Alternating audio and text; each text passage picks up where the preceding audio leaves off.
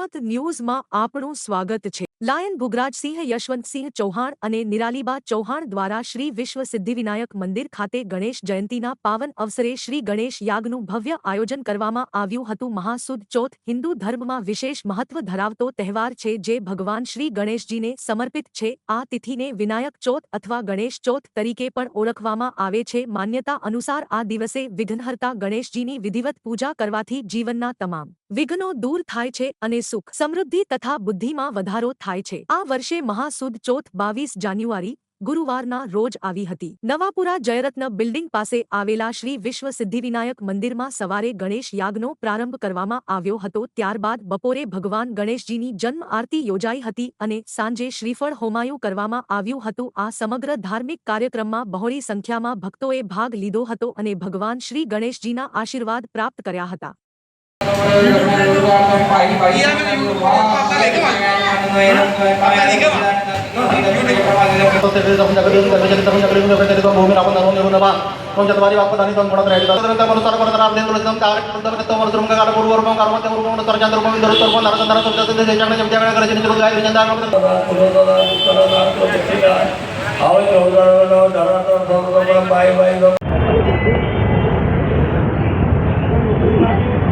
જ્યારથી હું સમજણો થયો કે મારો જન્મ થયો 1947માં અને મારી જન્મના મહિનામાં જ આઝાદી આવી ગઈ ત્યારથી અને હું એક ધોરણમાં ભણ્યો ત્યારથી શ્રી ગણેશાય નમઃ એ મારી પાર્ટી પર પહેલાં લખતો હતો।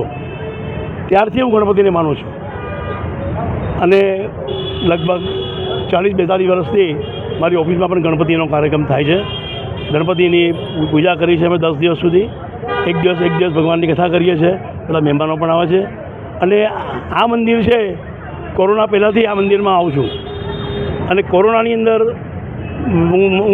હું નીકળી ગયો બહાર અને ત્યારથી ભગવાનને માનું છું અને દર ચોથે કે આવો પ્રસંગ આવે છે ત્યારે પણ હું ભગવાનની સેવામાં આવું છું।